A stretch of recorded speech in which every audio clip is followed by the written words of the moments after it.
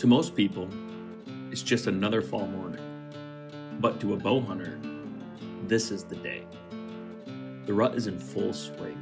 The temps have finally dropped, and every deer in the woods is moving like the calendar flipped a switch. I burned a vacation day, packed up the truck, and made the drive up to the farm. I didn't know it yet, but I was walking straight into one of the most action-packed hunts of my life. From the first crack of daylight to the last glimmer of legal shooting light, this hunt was an emotional roller coaster. Highs, lows, close calls, and one moment I'll never forget. This is November 6th. This is why we hunt.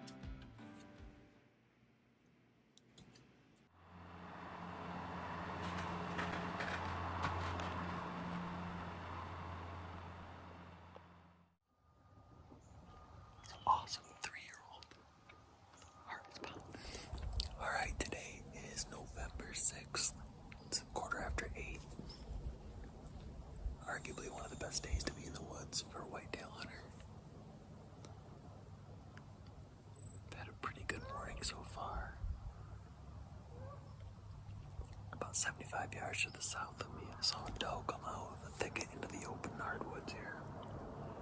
She stopped to take a pee, and I saw her looking back, so I knew a buck would be following. A few seconds later, on the binos, I saw him coming out. Looked like a pretty good deer. Turned out it was a 3-year-old 8 that I've got a lot of pictures of. It's got a curl on his brow tine, pretty recognizable.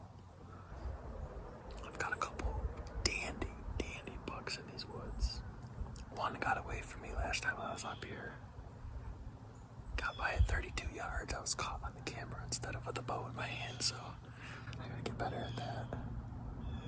And then trail cams have shown me there's some really nice deer. There's some 4-year-olds running around here.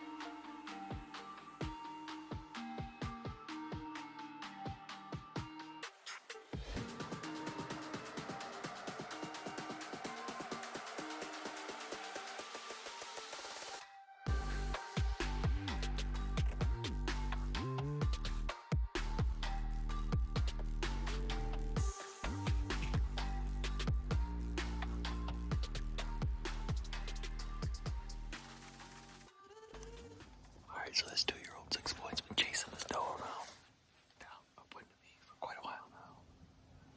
Another doe just appeared, and now that buck, who's pretty aggressive, he's pushed off my 4-point already. He's getting nervous and starting to slowly come my way, leaving the does. I don't know if that second doe brought in a bigger buck or what. We're gonna find out. We're in it today.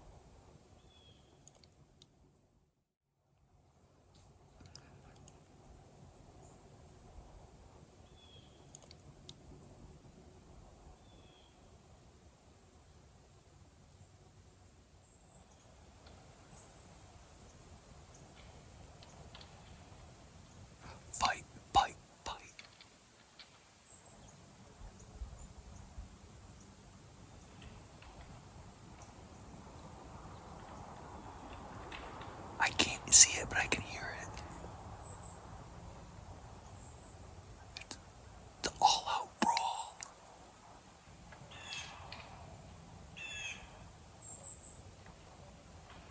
Holy cow.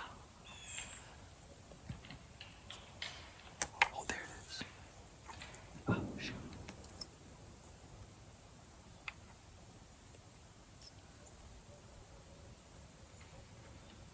Where'd it go? Where'd they go?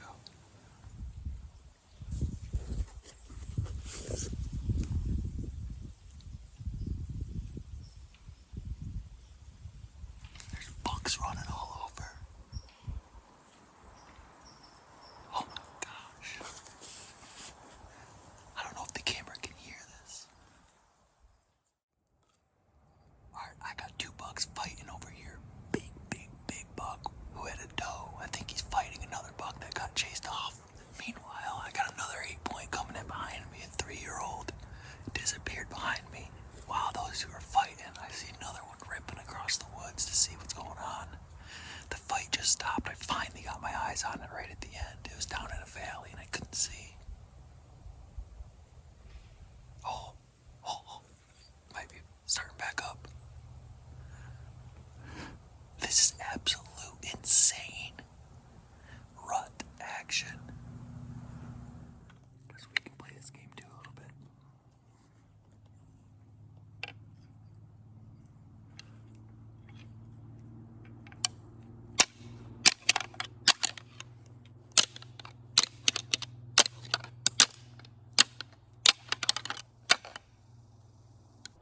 Oh, there's the big boy. There's the big boy. They're running through the woods.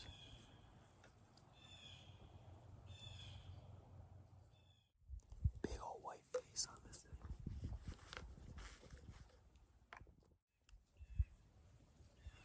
Grunting over here, grunting over here. Guys, this is insane. I know you can't hear everything that I'm hearing, but this is absolute wild anarchy.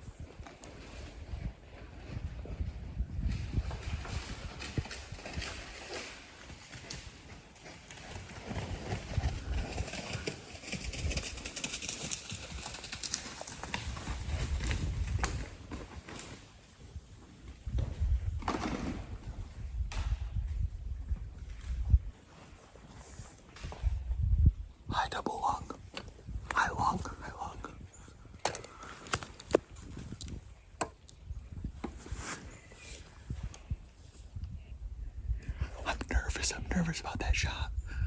It was a little bit high, but it looked like there was bubbles flying out when he came back around. It looked like it was high long with bubbles just spewing. I heard him crash, but I don't know if that's where it all stopped yet. Here's another buck. Here's another one right here. There's one behind me. There's one right here. This is crazy.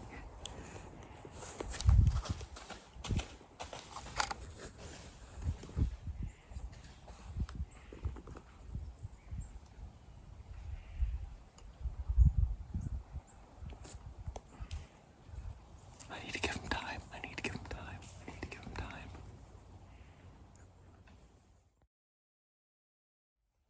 Alright, I just climbed down from the tree. I watched the footage back over and over and over and over. That exit wound, I think it's just low enough to where we got lungs. That side of him was covered in bubbly looking blood. I just came to the log where I know he jumped over, and there's blood everywhere. After a long wait, I tracked slowly, step after step, yard after yard, following the blood that started like a flood and faded to almost nothing. I've lost deer before, all bow hunters have, but that truth doesn't make it any easier. I played it back in my head again and again. The shot, the decision to aim low, intentional, and calculated. A lesson I thought I'd learned the week before when I missed a doe at a similar range. If he ducks, I hit his vitals. If he doesn't, I miss low. But he dropped lower and faster than I ever imagined. And what followed wasn't the story that I hoped to tell. When the blood ran dry, I called in a dog. If there was still a chance, any chance, I had to take it. 600 more yards behind the dog, and still no deer. She was telling us what I did not want to hear. At some point, the chase becomes clarity. The deer isn't slowing down, and deep down I already knew it, but I wasn't ready to face it. I did everything I could, and still, sometimes, it's not enough. This isn't the ending I wanted, but it's part of the truth behind the pursuit, the part we don't talk about enough. And honestly, I made the wrong decision.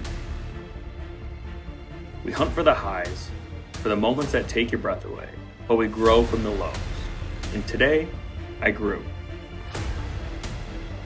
1,500 yards into this track, it's pouring rain. We've got a dog out here helping us. Redirected a few times. This deer circled so many times. There's something going on here, but this rain's not helping us. We're gonna keep pushing. Oh my God. All right, it continues.